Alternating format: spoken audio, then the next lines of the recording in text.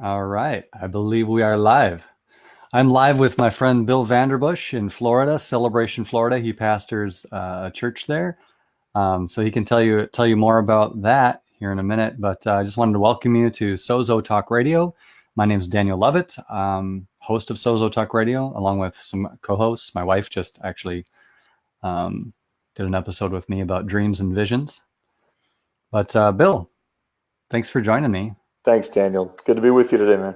Yeah, and you are coming to Green Bay, which is why I wanted to do this interview and just invite all my friends because this is going out to a lot of Green Bay, Appleton folks. I'm Um, excited, really excited. I was talking to Ryan a while back here, and we just talked about it. Haven't been up there in a while, and really, I have a high value for being with people that will do something with what you drop in and deposit into their culture.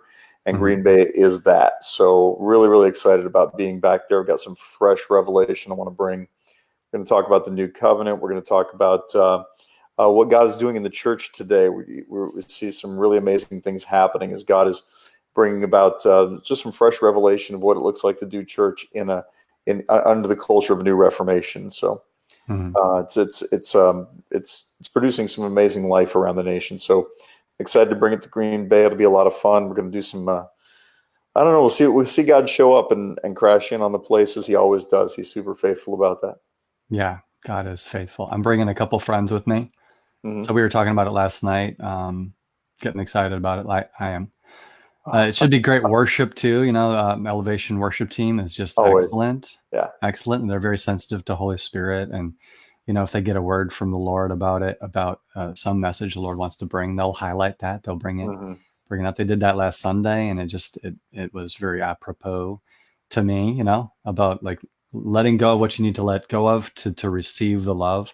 And Bill, you and I talked about that in a previous interview on sozotalkradio.com about, searching for a faith that works. And Yeah. and and the way you answered that was just like getting your love in order. Like, that we're created to be loved, and that, letting God love you is your primary responsibility as Yeah. a human being. Like that. Yeah. So just invite everybody. They can be at Elevation Church. It's on kind of the south side of Green Bay, below the mall.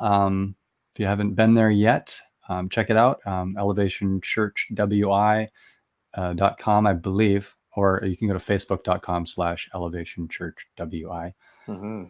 to check that out and come here, Bill. There's also some content from previous times you've been to the church on their YouTube channel as well.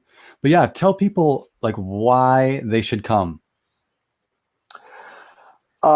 We're in a new day of Reformation. God's doing something new in the church, and the church is undergoing a transformation, a metamorphosis of sorts. It's a transfiguration, whatever you want to call it. But this Reformation that we are in is creating a massive dividing line between the cultures. The old culture, in other words, the culture that was in and accepted things as they are in the status quo, could keep things going for a long time, and other people would follow suit. The next generation would typically follow suit and just come along behind them. But we have the millennial generation, Generation Z, and beyond. These are a group of people who have been super empowered, and not supernaturally empowered, but super empowered in a Mm-hmm. sense with an independent mindset and an independent spirit. Yeah. And I don't say that in a criticism at all. We've planted that in them. It's something that we've given them. It's passed down. It's part of who they've been created to be. But they have a complete disconnect with church as we know it. Mm-hmm. They don't trust the organization. They don't trust the system. If you jump on Instagram and you'll see that, by the tens of thousands, hundreds of thousands, they're following preachers in sneakers and prophets with watches, and they're watching ridiculous excess, and not a gospel that works for them. They want to come into the church and know, hey, is Jesus real, and does He matter to me, and what is it? Who cares what happened 2,000 years ago? If He hasn't come back yet, was he ever coming back? And if He takes off and leaves and doesn't show up, then why should we ever believe that He's ever going to come back? And so, in other words, we've pictured.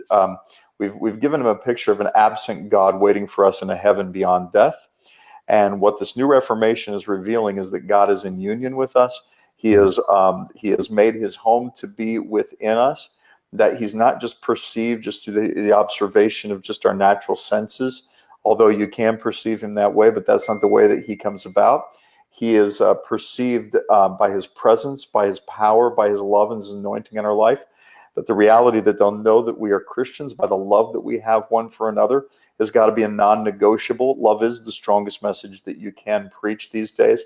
And without the carrier signal of love carrying the truth that we claim to proclaim, when we carry the truth on a carrier signal of arrogance, pride, greed, jealousy, frustration, condescension, and arrogance, we end up losing the entire generation. We're losing a whole generation, and we're blaming them for the loss, when in fact it's really our fault. And so I believe what God's doing is he's given us strategy, but it's not a strategy with some kind of an agenda saying, oh, yeah, no, we're coming after you and we got this super strategy to get you, like some marketing plan.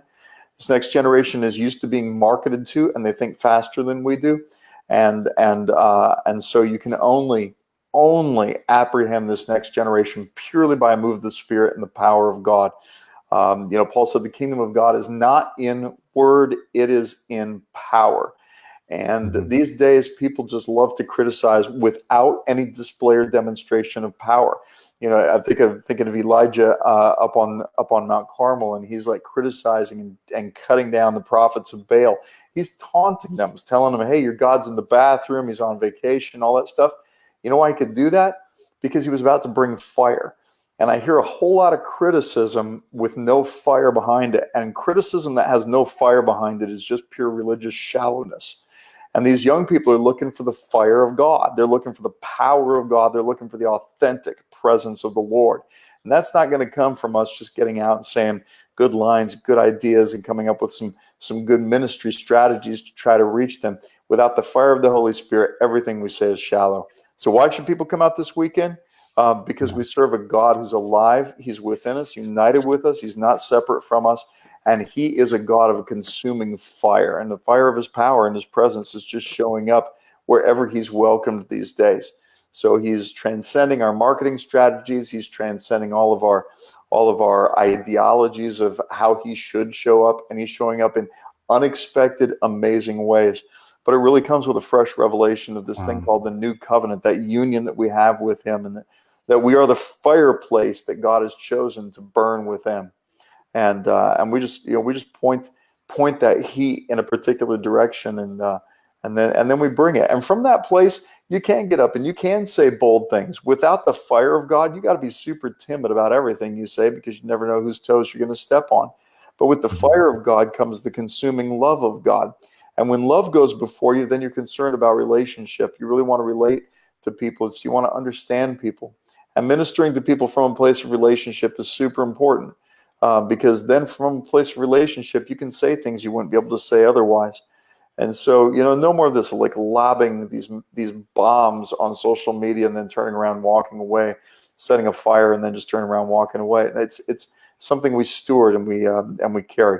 So yeah, come out on Friday and Saturday. You're gonna hear some things. You're gonna hear some fresh stuff. If you can't tell, I got a bit of a fresh wind of fire burning inside of me, and it's really because of all that we're seeing and hearing and whatnot as we travel.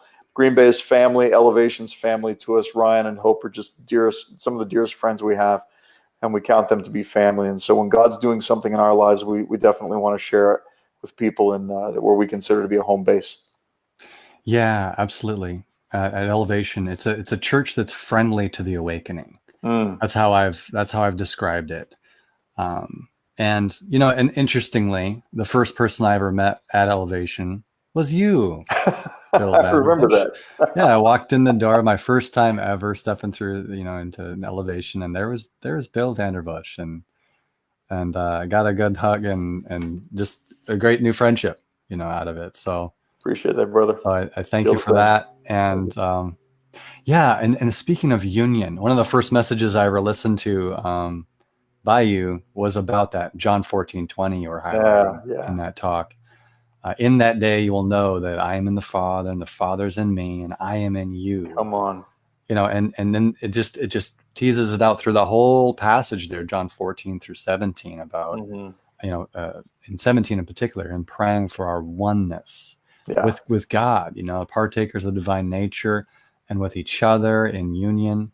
Yeah. And yeah, yeah, I don't even know what more to say about that, but That's I, it, man. I love it.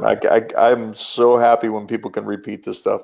I actually had a pastor just contact me today and say, "Hey, just want to know, can I preach one of these messages, and how much do I have to cite you?" And I said, "It's about them.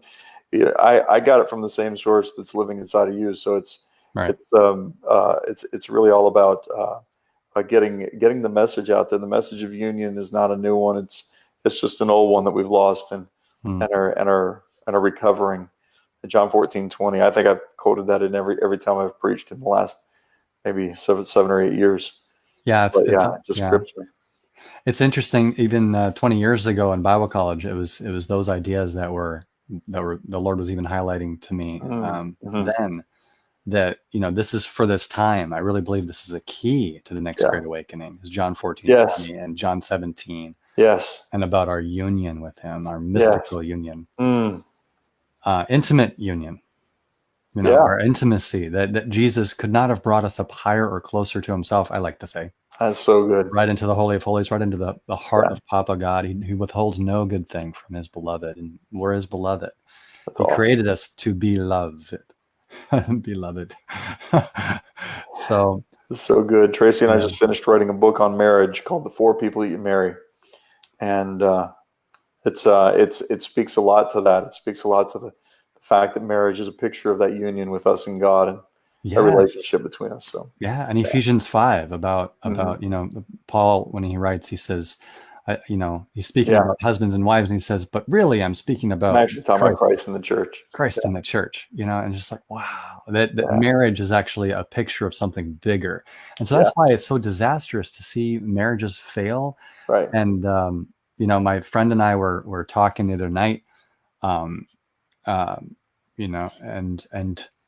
and we're just talking about some friends that we knew that got divorced, and like, oh, it's so sad. I remember Mhm. when she wrote him a love song, it's just like, oh, it's so sad that they're not together. It just feels like a serious defeat whenever anybody gets a divorce. And Yeah.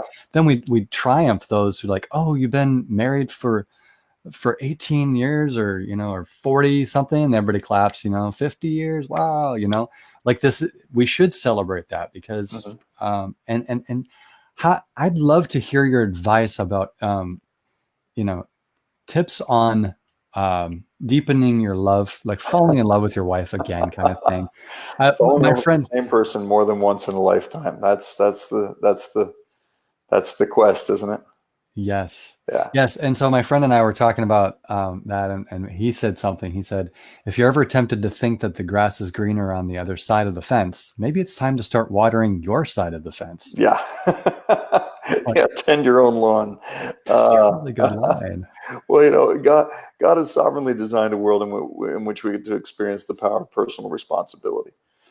And when it comes to marriage, Ted Decker, a dear brother of mine, says marriage. This is a quote of Ted, so you have to yell at Ted if you don't like this one. But he says marriage is the great crucible of transformation, where you both agree before God and man to kill each other. And Yeah. I thought, man, first time he said that, I thought, what in the world? And but I knew on some level that was deeply, profoundly true, that marriage is a journey of metamorphosis. You've been brought here to let go, Yeah. and you're here to let go together and to discover the extremities of what you're capable of under the right conditions and circumstances. Yeah. And I think if we could see like the motives beneath the vows and could bring that to the surface, they would probably read something like. I mean, the truth would be, when we come into it, we bring our selfishness into it. And we would say, if we could really hear our heart, we would say, I take you into my life to overpower you and to change you to be more like me. And all along, I'll do my best to please you without giving anything up that would bring me pleasure as well. And with everything in my power, I do my best to eliminate all of your faults and to turn you into the perfect person who will never disappoint me and will live to bring me joy. And you too can have some of this if you cooperate, and together we'll build the dream I've always wanted. I Yeah. mean, I think that would be like probably if we were going to make honest vows Yeah. of beyond the day. That's what we're thinking is in terms of the future. Hmm. And people say, no, I wouldn't think that. So when we wrote this book, the four people you marry to try to kill the idolatry of Hmm. marriage. In Hmm. some twisted way, we make our spouse an idol, and they become an object of our worship because of the happiness that they bring into our life. And I think we can all agree that if there's any hint of selfishness in us, that it just needs to go. So the four people you marry goes like this. First person is a person you think they are, and that's a person you made up in your mind. They Hmm. don't actually exist. They're the person you describe to your friends when they're not around. The second person is the person they think they are, which is a person very different from the person you think they are, because we have a tendency to put ourselves down. Especially women do this, but women put themselves down in front of their spouse all the time. So she'll say, I'm so ugly, I'm so fat. And what she's doing is she's looking for validation for the opposite opinion. She wants to make sure her husband does not think that at all. But when she says that, what it requires is that the spouse actually disagree in order for the relationship to continue. The problem is over time it becomes unsustainable because you cannot build a strong relationship on a foundation of disagreement in any form at all. So eventually you have to let go of who you are. She has to let go of who she is. They have to let go of who they are. Both of those people are false. They're myth. They don't exist. But that's what we start with. That's the costume we wear. Hmm. Eventually you come to the third person you marry, and that's the person as they are in this moment right now. And Right now. Tracy has this beautiful line where she says, every person's life is a story, and don't judge the story by the chapter you walked in on, but recognize that your entrance into their life is an invitation to help them write a glorious conclusion. And I believe Hmm. that's true.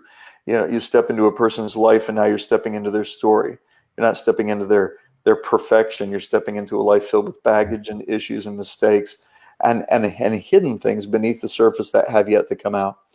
And then you get to the final one, and this is the most important one, and that's the person that they are becoming. And this is where you go back to God tells Jeremiah, he says, I knew you before I formed you. God knew who you were before the foundation of the earth. He made up his mind about you long before you had the chance to impress him or disappoint him.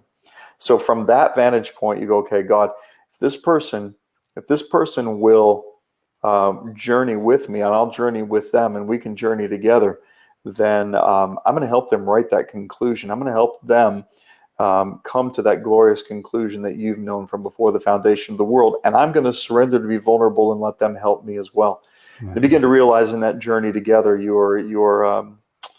iron sharpening iron. And that doesn't mean conflict. It's not clashing together. To sharpen means to cause your countenance to shine. Hmm. And so in each other's company from a position of love, honor, respect, and all that stuff, we make Hmm. each other shine. And Yeah. yeah, that's a big deal. So that's 182 pages in a nutshell. Cool.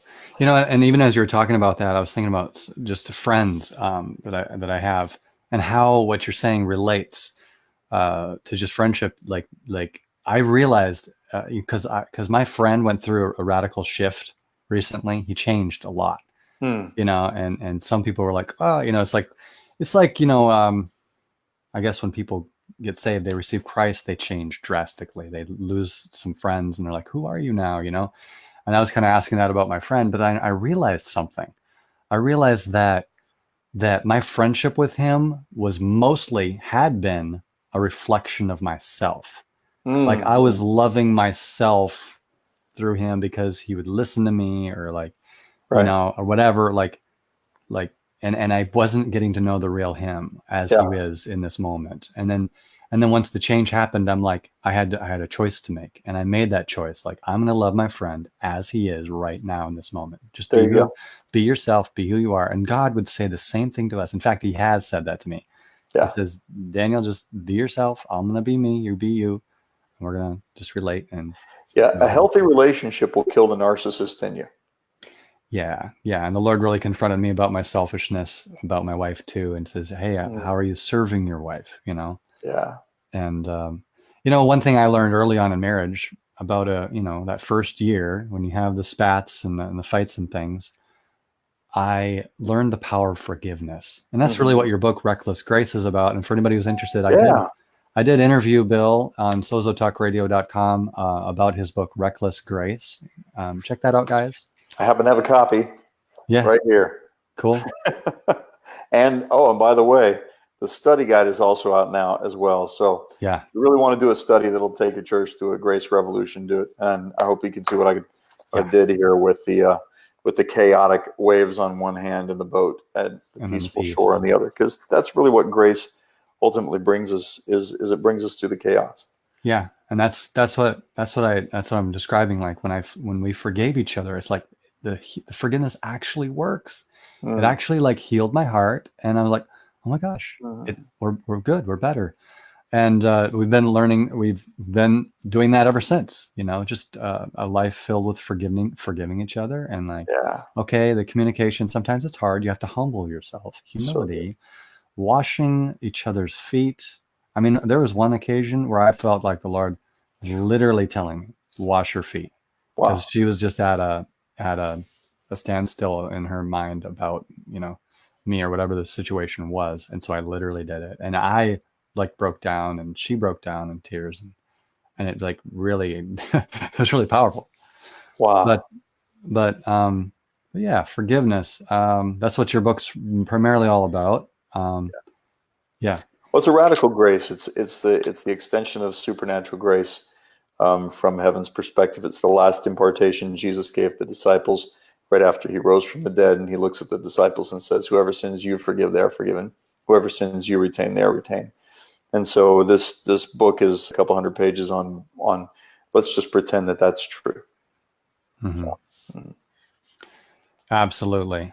And I wanted to talk about one other thing. We had this metaphor in our family, like if I am going off on my own way and kind of not serving the family well. She talks about me getting in my kayak, and just paddling away, and there she's in the canoe with the kids. uh-huh. It's like, you're meant to be here in this canoe with me. And I'm like, Yeah, okay. And so I have been. It's hard sometimes to humble yourself, but sure. it's so beautiful when you do. And that's where true intimacy and true communication really can thrive as well. Love But that. So good. yes, I had one more question. You mentioned in a recent talk you did on Facebook about stuff being controversial, about grace. And Mhm. I guess I was wondering, well, first of all, I tend to think that Jesus is fairly controversial. And and so You think? that's where the greatest conversations happen, or like the most Right. interesting things to talk about. It's like it's controversial. What do you Right. think is controversial that you think is ridiculous that it should be controversial in the church these days? Wow. Well, in terms of grace, people are scared of grace because they're afraid you're going to give people a license to sin, um, which is stupid because people sin all the time without a license. They don't need anybody's permission to get it done. Yeah. And I always joke about I would never give away licenses to sin. Goodness, if I had the power to do that, I'd sell licenses to sin. Are you kidding me? That's how much stuff would that be worth? No, I joke about that, but I find it fascinating that Jesus gives people the power in John 20:23 to release His grace, and then just like stands back and goes, "What are you guys going to do with that?" Hmm. And we have been very, very poor about getting it done. Instead, we attack grace.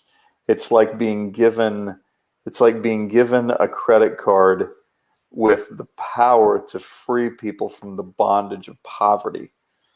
And instead of going out and getting it done and talking about how we're going to get it done and actually putting feet to it and doing it, we attack the credit card and we say, look, you probably better put that thing away. That's dangerous.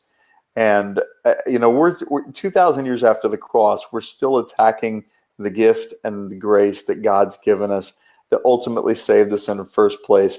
We're scared to death that somebody else is not going to steward it well. What a condescending, arrogant attitude to take, to think that we're the only ones that could possibly know how to live this life of freedom. Jesus didn't die to make us religious. He died to make us free.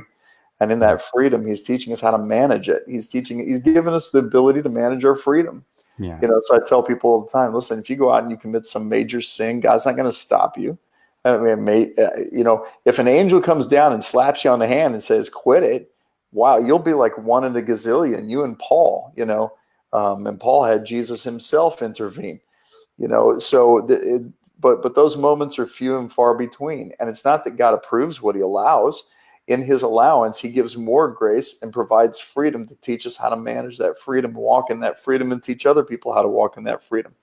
So grace is not an excuse to go out and do something according to our own will. Grace is the empowering favor of God to accomplish the call of God on your life, which accomplishing the call of God on your life is the only way you discover why you're alive. So whenever we attack grace, we're actually attacking the very means by which people can accomplish the call of God in their life. And so I just find that to be a silly controversy. These days, I get the question, I get the LGBT question a lot, I get the universalist question a lot, I get all these questions. I'm not going to take the time to address these today. You can private message me and I'll just share some thoughts with you. But when it all comes down to it, God's really teaching us really, really strongly. Number one, how good he is. And number two, how to love like he loves. And if we love like he loves, then people most in need of the grace of God, the people that we would push out, marginalized, they will find themselves at home in our presence. They will find themselves challenged by love. They will find themselves discovering the truth of their identity. And the people that will ultimately, if we follow the line of thought that Jesus lived out, the people that ultimately find the most difficulty with this stuff are going to be the people that are self-righteously religious in their own mind, think they have no need of anything, and elevate themselves in their mind above everybody else. I have this picture, this consistent picture of standing before the throne room of God, and there's the preacher and there's the prostitute. And the prostitute knows that she doesn't belong there, and she can point to all these reasons why she should be out, and she's expecting full rejection, and yet her heart's broken and contrite before the Lord, and she's just in that place of just saying, God, be merciful to me, a sinner. And then you have the preacher over here who's thinking, I've done it all right. Think about all the people, missionaries I've supported. Think about the millions of dollars that I've given to missions. I'm thinking about the all this stuff that I've accomplished and all I've done, the church buildings that I've built, the thousands of sermons that I preached. And then, when God in his grace extends that love to both, will the prostitute be upset that the preacher is in? No, I think she'll just be grateful that she made it. And then will the preacher be upset, though, that the prostitute's in? I think there's a pretty good chance of that.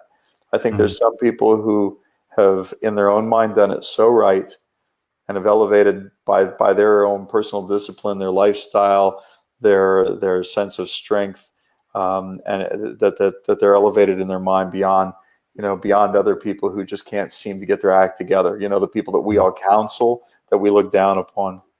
God help us. God help us if we look down on anybody, because I think it's, Jesus told us, said, hey, the guy standing over in the corner beating his chest saying, be merciful to me, a sinner, versus the Pharisee standing up loudly proclaiming his righteousness, says, who walks away more justified? And I think, if we could really see the love and the grace of God and who he has just embraced because he wants to, then we'll drop all the rules about who we think is in, who we think is out, and we'll go back to the reality of, I will have mercy on who I will have mercy on. I will have compassion on who I will have compassion on. So we got to ask ourselves a question: who do we think he's going to have compassion on? Who do we think he's going to have mercy on? Right. That comes down to how good do we think he is, and that's really, I think, the most controversial thing of all. And to me, the controversy over the goodness of God is absolute nonsense. We think of God like a volcano. That he looks beautiful on the outside, but could erupt at any moment. Underneath of all that love and everything you talk about, there's this rumbling of wrath. I can feel it coming. But I was reading in Psalm 37 today, where the admonition through, by the Spirit of God through David, it's almost like a prophetic declaration. He says, cease from anger and forsake wrath. Don't fret yourself in any wise to do evil. Don't fret yourself because of evildoers. Don't be envious because of the workers of iniquity. In other words, stop fearing because of people out there doing evil. Don't let it bring you into partnership with fear. So people are out there sinning. Don't let it cause you to be envious of them. Cease from anger and forsake wrath.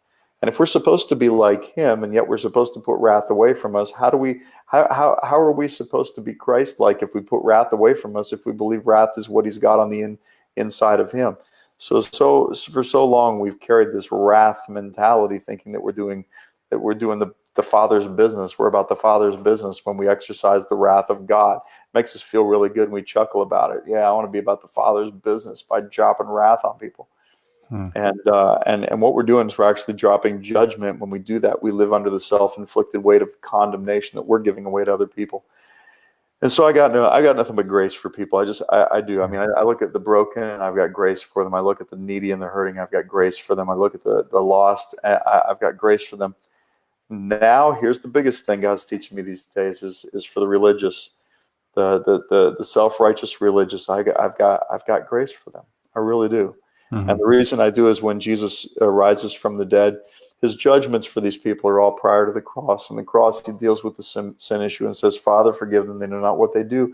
When he rises from the dead, he's got no more judgment for any of the Pharisees and Sadducees and teachers of the law. Even though they're unrepentant, he never goes and confronts another one again. He just goes to hang out with his friends. And he wants to be with people who have a value for his presence and want to be with him.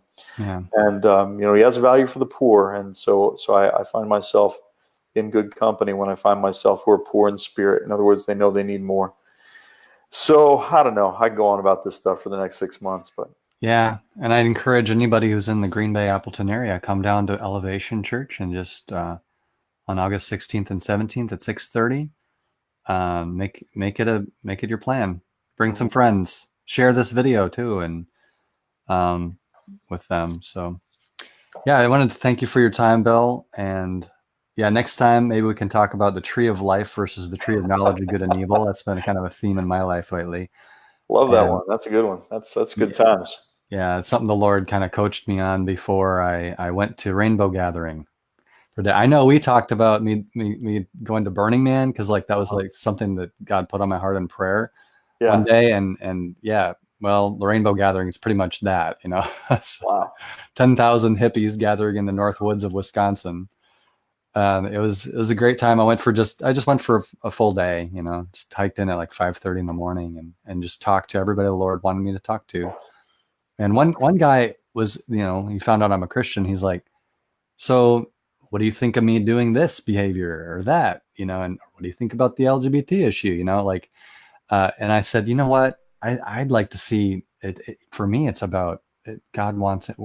Our loving Heavenly Papa wants his children to come home. Yeah. You can have those conversations with him when you come home to him, you know, the prodigal return. So that's where I am with that. So good. I love it. I love it. I love it. Welcome home. That's the words that I feel like the church needs to get really good at saying. Yes, exactly. Because God is better than we think he is. He's way more forgiving than Yeah, so good. we imagine. So good. So redemptive. And by the way, if anybody is interested in doing a Reckless Grace Bible study, jump on BillVanderbush.com. You can go to the small group study link at that website at BillVanderbush.com, and you can sign up for a live video chat. I love doing this stuff. This is just tons of fun. And so I'll do a video chat with your small group, with your life group, and answer questions and all that good stuff. So make that available. So if you say, you know, I wonder if I can do a video chat like this and we can have some Q&A. I love it. I love the hard questions. The fabric of truth will never tear beneath the weight of hard questions. So I make it a point to just go after that stuff. Yeah. Sometimes I'm afraid of offending people. Like, am I going to lose this relationship because they're going to take offense because I'm just saying that's, what you're saying is BS, you know, that kind of thing. And I'm getting more bold about that. And just like, we do need to stand up and just like, but be loving, obviously. But like, you know, it feels like a risk for relationship. Like, I really want this relationship, but I really feel like I need to tell him that, you know, whatever the case may be. So being more bold and yeah, that's where I've been. Well, thank you, Bill. Love you, man. Take care. Thanks for the convo today, and hope to see everybody in Green Bay this Friday and Saturday. Absolutely. We'll see you then. All right. Bye now. Bye.